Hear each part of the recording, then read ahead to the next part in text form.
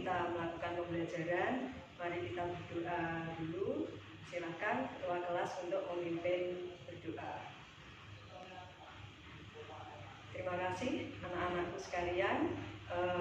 Mari kita berdiri sejenak untuk menyanyikan lagu nasional sebagai pembangkit rasa semangat kita akan kecintaan kepada tanah air. Ajeng kemarin gilirannya, silakan maju untuk memimpin lagu. Silakan.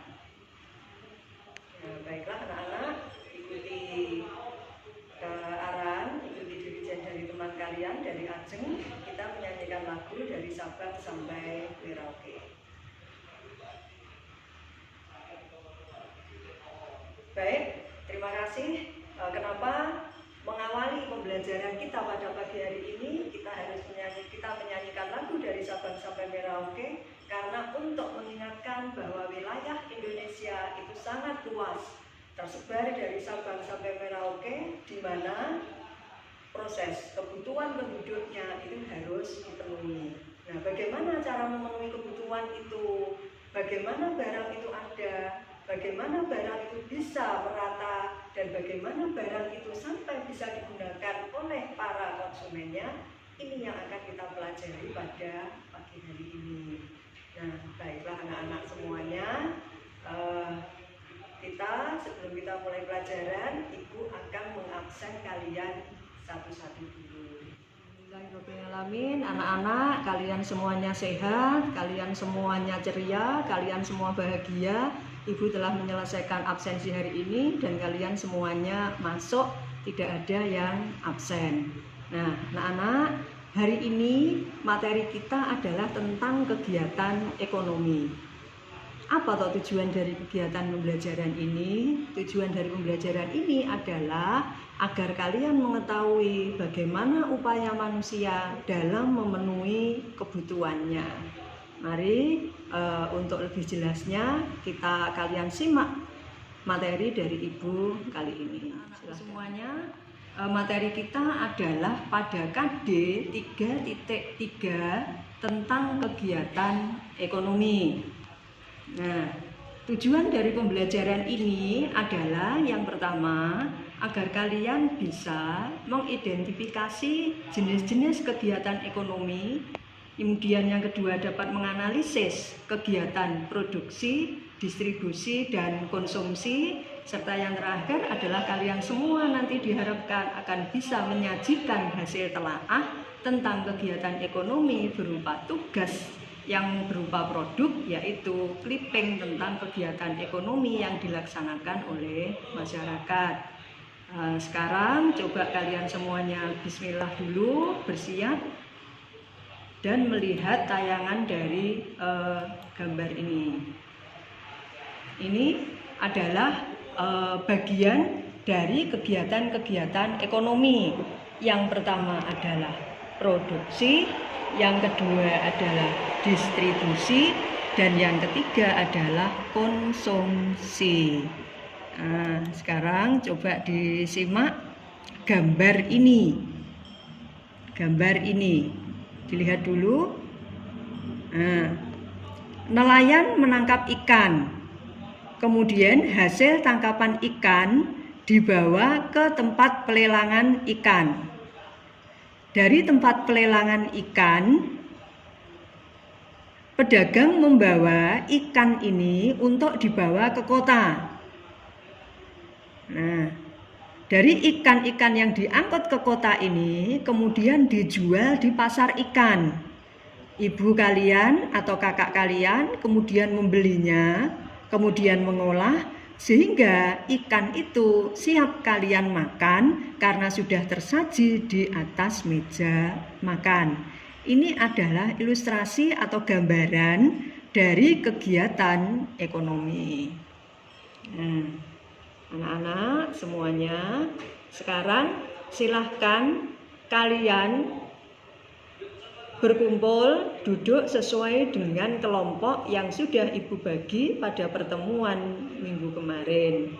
Silahkan kalian membagi kelompok, ada 3 kelompok. Kelompok yang pertama nanti akan membahas tentang kegiatan produksi. Kemudian yang kedua, kelompok yang kedua akan membahas tentang distribusi, dan kelompok yang ketiga akan membahas tentang konsumsi. Nah, saya beri waktu, silahkan untuk menuju kelompoknya sendiri-sendiri. Terima kasih anak-anak. Sekarang lanjut, rileks, santai, tenang, agar pembelajaran kita nanti akan bisa bermanfaat dan menghasilkan sesuatu yang memberkahi. Nah, sekarang dilihat dulu, ini adalah tampilan gambar yang kedua. Coba kalian amati. Ini adalah percetakan. Ada produsen yang memproduksi buku. Kemudian buku-buku itu didistribusikan dalam sebuah bursa buku atau pameran bursa buku.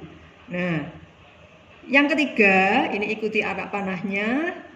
Buku-buku ini dibeli oleh seseorang atau dibeli oleh anak. Nah, dalam pengertian ini, inilah yang disebut dengan kegiatan konsumsi. Baiklah anak-anak, Ibu beri waktu 10 menit kalian untuk mendiskusikan apa pengertian dari produksi, kemudian distribusi, konsumsi, kemudian jenis-jenis dari kegiatan-kegiatan itu. Silahkan berdiskusi, manfaatkan waktu dengan sebaik-baiknya untuk berkolaborasi dengan teman-teman. Kalian pinter semua, presentasinya luar biasa. Di sini saya hanya akan memberikan penguatan saja bahwa apa yang sudah kalian sampaikan tadi, yang kalian presentasikan dari masing-masing kelompok, semuanya bagus. Nah, sekarang kita mulai dari kegiatan ekonomi. Kegiatan ekonomi adalah sebuah kegiatan yang dilakukan manusia untuk memenuhi kebutuhannya. Kenapa manusia harus memenuhi kebutuhannya? Karena manusia harus bertahan hidup. The survival of the fittest. Jadi manusia itu untuk bisa bertahan hidup harus memenuhi kebutuhannya. Nah, sekarang kalian lihat yang saya bawa, yang ibu bawa ini apa? Ya, betul. Yang satu adalah wafer, yang satu adalah hand sanitizer. Kedua produk yang ibu bawa ini dua-duanya merupakan hasil produksi. Jadi ini keduanya merupakan hasil produksi, merupakan produk. Ya, jadi kita masuk ke materi ke sub yang pertama, yaitu produksi. Ini adalah hasil produk. Nah, produksi itu berarti apa? Produksi adalah upaya untuk menciptakan suatu barang atau jasa. Jadi menciptakan dari yang tadinya tidak ada menjadi ada. Wafer ini akhirnya tidak ada, pabrik membuat, akhirnya jadilah produk ini, produk wafer. Hand sanitizer asalnya tidak ada, awalnya tidak ada, tapi karena manusia butuh, akhirnya diciptakan. Inilah yang dimaksud dengan produksi. Jadi produksi itu merupakan sebuah proses. Proses apa? Proses untuk menghasilkan barang atau jasa. Nah, sekarang ibu mau bertanya lagi. Coba. Ya, betul. Ya, sekarang poin. Apakah produksi itu hanya upaya untuk menciptakan produk saja? Ya, terima kasih, pinter. Contohnya bagaimana? Ya, bagus nak, kamu pintar sekali. Jadi produksi itu tidak hanya menciptakan sebuah produk, tapi bisa jadi atau bisa juga produksi itu menambah nilai guna dari produk itu. Misalkan bagaimana? Ini wafer supaya enak, bagaimana? Makanya dikasih susu misalkan. Itu merupakan contoh dari menambah fungsi atau nilai guna. Pabrik tekstil hanya menciptakan kain supaya produknya itu bisa bersaing. Bagaimana? Pabrik tekstil itu kemudian membeli kancing, membeli mesin jahit, kemudian kainnya itu dijahit, dijadikan sebuah baju jadi. maka itu adalah upaya untuk menambah nilai guna dari sebuah barang atau jasa. Ya, jadi kayu di hutan dipotong, ditebang, dijual kayu gelondongan bisa, tapi harganya akan mahal. Misalkan harganya akan semakin tinggi jika barang itu diubah ke dalam bentuk yang lain. Misalkan apa? Dibuat mebel, jadi meja, kursi, dan lain-lainnya. Itu adalah upaya untuk menambah nilai dari sebuah produk. Nah, untuk menciptakan barang atau jasa, menambah nilai guna barang atau jasa tadi, caranya bagaimana? Ya, ada beberapa faktor yang diperlukan dalam produksi. Apa itu? Yang pertama adalah sumber daya alam atau faktor produksi alam. Kenapa alam? Karena alam menyediakan bahan baku yang luar biasa untuk menciptakan produk itu. Wafer ini misalkan dari gandum. Gandumnya dari mana? Dari ladang yang ditanam. Ya, dari pohon gandum yang ditanam di ladang. Dan seterusnya. Kemudian setelah sumber daya alam, apa? Yang kedua adalah faktor tenaga kerja atau sumber daya manusianya. Alam tidak akan berguna atau sia-sia jika tidak dimanfaatkan dengan baik oleh manusianya. Nah, kategori dari faktor produksi tenaga kerja ini, kemudian kan kita pelajari ada berapa? Di tenaga kerja itu ada 3. Tenaga kerja terdidik, pinter. Tenaga terdidik ya tenaga kerja yang dididik. Jadi jaksa, hakim, guru, itu tenaga kerja yang terdidik. Mereka memperoleh ilmu dari pendidikan. Nah, yang kedua adalah tenaga kerja terlatih. Mereka mendapatkan pengetahuan itu karena latihan. Ya, karena latihan terus-menerus. Contohnya apa? Sopir misalkan, ya, para operator yang belajar itu dari pengalaman, dari latihan. Itu adalah contoh tenaga kerja terlatih. Nah, berikutnya yang ketiga adalah tenaga kerja yang tidak termasuk keduanya, tidak terdidik juga tidak terlatih.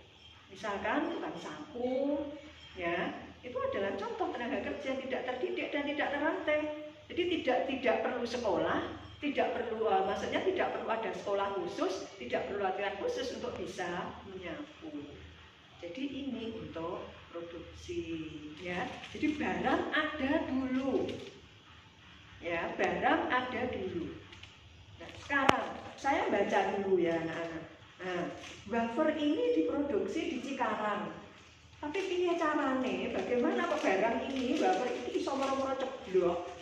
Ya, bisa sampai di meja, bisa sampai di Ngerambe, di Ngawi. Caranya bagaimana? Iya, Anton, bagaimana? Betul. Dibawa oleh mobil. Mobilnya siapa? Oke. Itulah yang disebut dengan proses distribusi. Ya, tadi kelompoknya Naila sudah betul menjawab, mendefinisikan dari pengertian distribusi. Jadi bisa diulang lagi, Naila, bagaimana kesimpulan dari kelompokmu untuk pengertian distribusi? Oke, pintar. Distribusi adalah proses penyaluran. Penyaluran apa? Barang atau jasa dari produsen ke konsumen.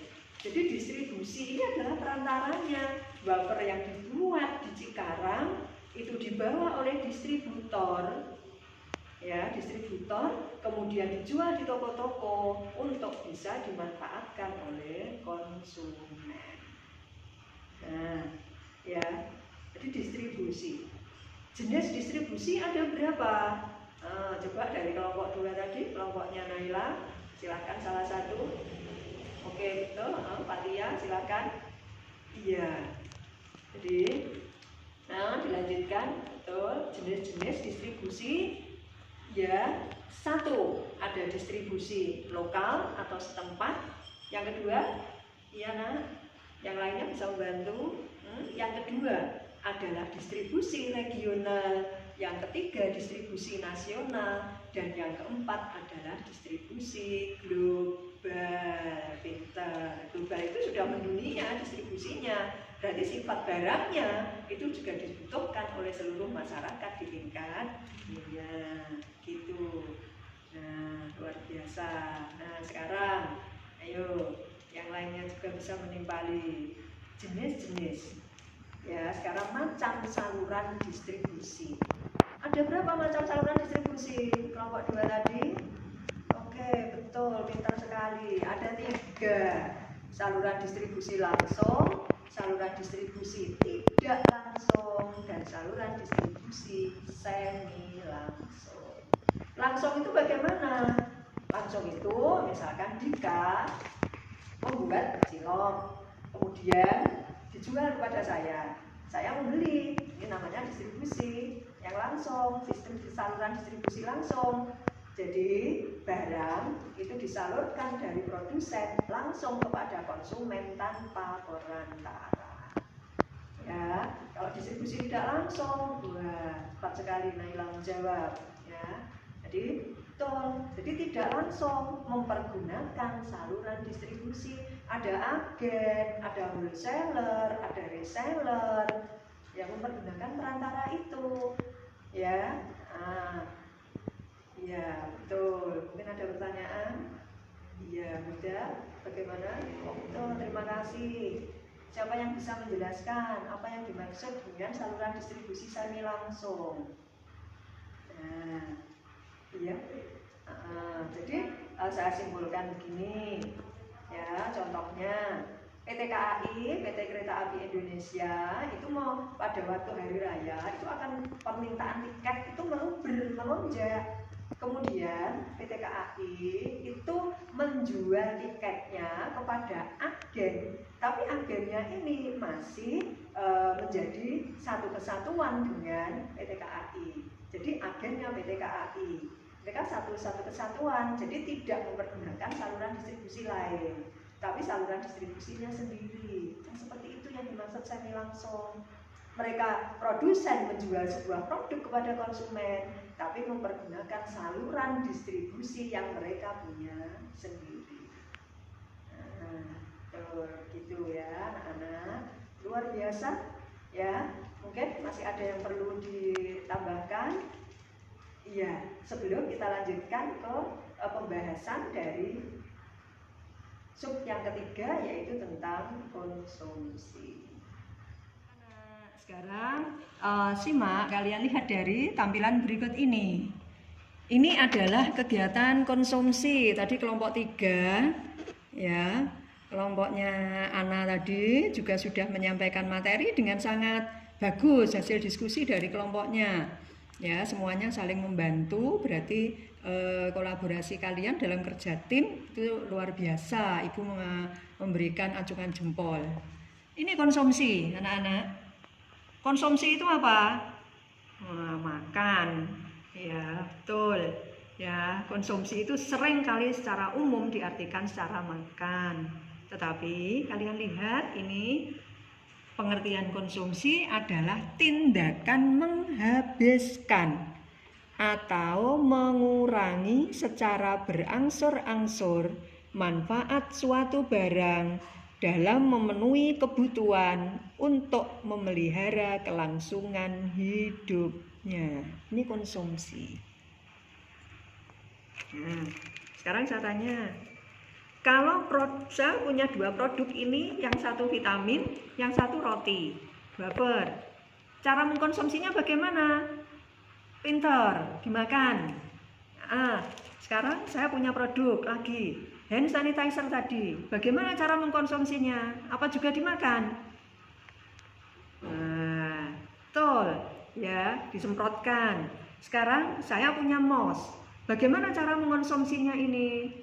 Iya, digunakan bersama laptop atau komputer. Pintar sekali kalian. Sekarang ya, cara mengkonsumsi barang atau jasa itu berbeda-beda. Bisa dimakan, ya, bisa digunakan. Kalau pulpen berarti ya dipakai untuk menulis. Kalau buku berarti ditulisi, atau kalau buku bacaan dibaca. Kalau mouse digunakan ketika kita sedang bekerja dengan laptop atau komputer misalkan. Hand sanitizer juga kita semprotkan jika kita perlu. Ya, ini adalah proses konsumsi. Apa konsumsi itu harus menghabiskan? Enggak juga. Ya. Apakah bagaimana kita tahu kalau buku itu sudah kita konsumsi? Bagaimana kita tahu kalau buku bacaan itu telah kita konsumsi? Bagaimana? Oke, pintar Agus. Karena kita baca berulang dari halaman 1, kalau buku itu tebalnya 200 halaman, sampai 200 halaman itu selesai. Bahkan sampai kepada biodata pengarangnya itu juga dibaca.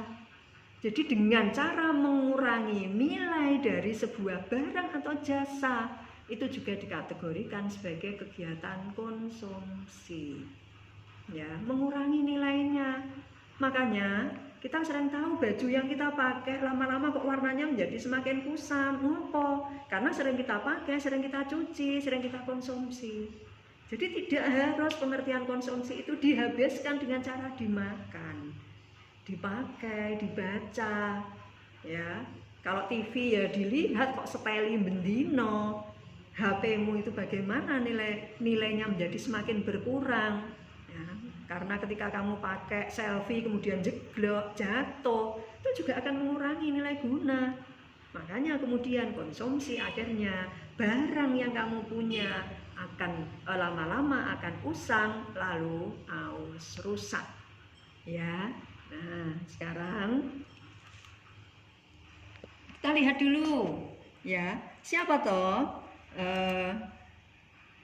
pelaku-pelaku dari kegiatan ekonomi. Pelaku ekonomi. Ada rumah tangga konsumen, rumah tangga produsen, rumah tangga pemerintahan, rumah tangga luar negeri. Ya, ini adalah para pelaku ekonomi. Nah, anak-anak semuanya ya. Jadi materi kita hari ini tentang kegiatan ekonomi, produksi, distribusi, dan konsumsi. Insya Allah sudah Ibu berikan semuanya. Jadi kesimpulannya adalah kegiatan produksi, kegiatan ekonomi ada 3, yaitu produksi. Kegiatan produksi adalah upaya menciptakan sebuah produk atau menambah nilai guna sebuah produk. Nah, produk itu apa? Barang atau jasa. Yang kedua, distribusi. Distribusi itu apa? Distribusi adalah upaya untuk menyalurkan barang atau jasa hasil produksi kepada konsumen. Penyalurannya melalui apa? Saluran distribusi. Saluran distribusi tadi ada 3, langsung, tidak langsung, dan semi langsung. Nah, kalau barang sudah didistribusikan, yang menerima siapa? Konsumen. Lalu oleh konsumen diapakan? Dikonsumsi. Makanya ya, kalian kemudian yang ketiga mengenal kegiatan ekonomi, ada konsumsi. Apa? Kegiatan untuk menghabiskan atau mengurangi nilai guna sebuah produk, barang atau jasa. Itu anak-anak. Jadi materi kita ya, sebelum Ibu akhiri, sebelum kita lanjutkan kepada penugasan, mungkin ada yang mau ditanyakan. Kalian boleh nanti kalau misalkan masih bingung bisa bertanya lewat chat di grup WA kelas, WA maba. Alhamdulillah sudah bisa paham semuanya ya. Alhamdulillah kalian memang anak-anak bangsa yang hebat ya. Mungkin suatu saat nanti negara kita benar-benar akan menjadi negara yang dikdaya ya, karena madrasahnya sudah mandiri dan berprestasi. Oke anak-anak, ya sekarang masih dengan kelompok yang sama, dengan jangka waktu 2 pertemuan, berarti dikumpulkan 1 minggu depan.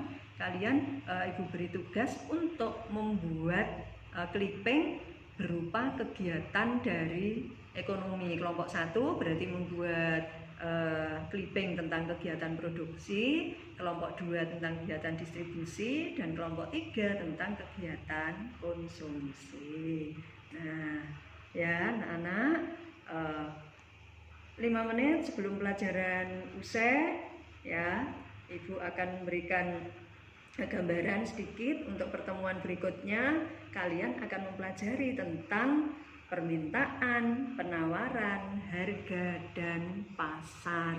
Maka tolong dipersiapkan untuk segala masalah, untuk segala diskusi di luar kelas. Silahkan nanti disampaikan dalam WA grup kelas. Saya dengan kesungguhan hati akan mencoba membantu kalian agar kalian nanti betul-betul memahami dan tuntas dalam kompetensi. Sekali belajar bersama kalian di kelas ini, alhamdulillah kita sudah menyelesaikan subtema dari KD 3.3. Alhamdulillah semuanya sudah bisa kita selesaikan. Jam juga sudah selesai. Mari kita tutup pembelajaran pada hari ini dengan mengucap hamdalah bersama-sama. Alhamdulillahirobbilalamin. Silahkan tetap belajar, silahkan tetap mengembangkan potensi yang kalian miliki, tetap berusaha menjadi anak-anak madrasah yang mandiri dan berprestasi. Wassalamualaikum warahmatullahi wabarakatuh.